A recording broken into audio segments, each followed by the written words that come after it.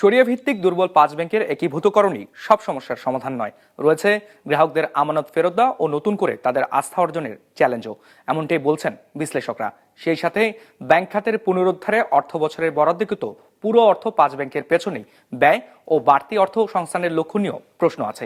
বিশ্লেষকদের শঙ্কা, মার্জার সফল না হলে ব্যাংক খাতের আস্থার সংকট আরও তীব্র হতে পারে। ওয়ালটন এখন দেশের সীমানা পেরিয়ে পৌঁছে গিয়েছে 50টিরও বেশি দেশে। ওয়ালটন, ঘরে ঘরে বিশ্বজুড়ে। আপনি বলতেছেন খুব ভালো নিয়ে গেছে, এক মাসে আপনি টাকা দিচ্ছেন 40,000, খুব ভালো টাকা দিয়ে দিচ্ছেন আপনি। নিজেদের সঞ্চিত টাকা প্রয়োজনের সময় তুলতে না পেরে এভাবেই ফার্স্ট সিকিউরিটি ইসলামী ব্যাংক কর্মকর্তার সাথে উত্তপ্ত বাক্য বিনিময় মতিন সালমা দম্পতির। ব্যাংকে 5 লাখ টাকা আমানতের বিপরীতে সপ্তাহে তুলতে পারছেন মাত্র 5,000 টাকা। আমরা প্রতি সপ্তাহে 5,000 করে টাকা দেয়, তো অনেক রিকোয়েস্ট করে নেওয়া লাগে। 30,000 টাকা নিতে 2,000 টাকা গাড়ি ভাড়া গেছে, নিজের টাকা নিতেছে গাড়ি ভাড়া দিয়ে নিতেছে সেই রামপুরার থেকে। তাদের মতো একই অবস্থা ইউনিয়ন সোশ্যাল ইসলামী, গ্লোবাল এক্সিম সহ অন্যান্য বেশ কয়েকটি ব্যাংকের গ্রাহকদের। 30 লাখের উপরে আমার এখানে আছে, কিন্তু ওনারা ইন্টারেস্টটা ঠিক সময় মতো দিচ্ছে, কিন্তু উইথড্র করতে পারছি না। ক্লিয়ারেন্সের জন্য চেক দিলে সেই টাকাও তো 5,000 10,000 করে ভাঙে নিতে হয়। গ্রাহকদের এমন সংকট মোকাবেলায় দুর্বল ব্যাংকগুলোকে টাকা ছাপিয়ে এ পর্যন্ত 52,500 কোটি টাকার তারল্য সহায়তা দিয়েছে বাংলাদেশ ব্যাংক। তথ্য বলছে এই 52,000 কোটির মধ্যে সবচেয়ে বেশি 14,209 কোটি টাকা পেয়েছে ফার্স্ট সিকিউরিটি ইসলামী ব্যাংক। দ্বিতীয় সর্বোচ্চ তারল্য সহায়তা পেয়েছে SIBL 9,113 কোটি টাকা। তৃতীয় সর্বোচ্চ 8,500 কোটি টাকা এক্সিম ব্যাংক। এছাড়া ইউনিয়ন, গ্লোবাল ইসলামী ব্যাংক সহ মোট 12 ব্যাংকে দেওয়া হয়েছে এই সহায়তা। কিন্তু তারপরও কেন ঘুরে দাঁড়াতে পারছে না এই ব্যাংকগুলো? সরকার যে টাকা পয়সা ছাপায় যে তাদেরকে টাকা দিচ্ছে, এই টাকাগুলো কিন্তু আসলে ডিপোজিটরের কাছে যায় নাই। যাদের নাকি চেক বাউন্স করতো ওদের কাছে ওদের সব আগের মতোই, যারা নাকি ঋণ টিন নিত নামে বেনামে, তাই না? তো তাদের নামে বেনামে অনেক অ্যাকাউন্ট আছে, সে সমস্ত অ্যাকাউন্টের টাকাগুলো দিয়ে দিচ্ছে।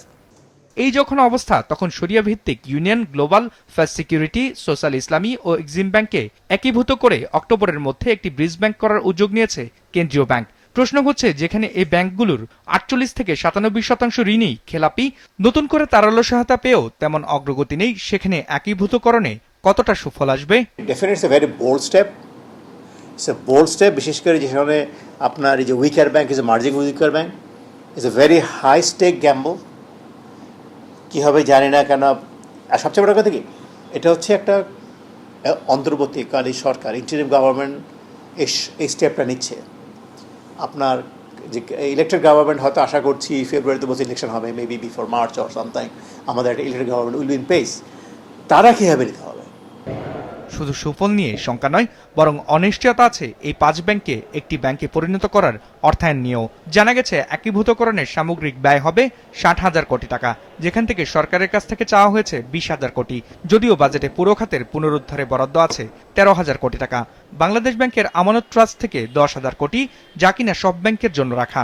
বাকি টাকা আশা করা হচ্ছে বিদেশি দাতা সংস্থা থেকে। প্রাথমিকভাবে 35,000 কোটি দিয়ে প্রক্রিয়া শুরু করতে চায় বাংলাদেশ ব্যাংক। কান্ট্রি লাইক যাদের GDP 450-500 billion $50 billion, it's not a big issue. কিন্তু কথা হচ্ছে আপনি কি রিসোর্স মোবিলাইজ করতে পারছেন? আমাদের ট্যাক্স জিডিপির সেখানে 8%, আপনি কোত্থেকে এত টাকা মোবিলাইজ করবেন? হয়তো এখানে 20,000 কোটি টাকা আনেছেন, হয়তো আরও বেশি লাগতে পারে, সে অন্য কোনো খাত থেকে নিয়ে আসবেন। বাজেট তো বাজেট, প্রয়োজনীয় সেখান থেকে রিঅ্যালোকেশন হবে, but it's a difficult process. এই 5 ব্যাংকে একীভূত করা হলে ছাঁটাই হতে পারে এইসব ব্যাংকে কর্মরত অনেক কর্মী, এমনটাই বলছেন সংশ্লিষ্টরা। এই 4টা ব্যাংকের লোক একটা ব্যাংকে নিয়ে আসবেন, কাকে রাখবেন না, তাই না? ডেফিনেটলি এই 4টা ব্যাংকের সবগুলো লোকের তো আপনি মানে রাখতেও পারবেন না।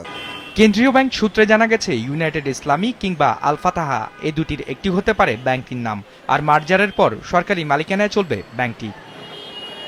বিজনেস রিপোর্ট, মাছরাঙা টেলিভিশন।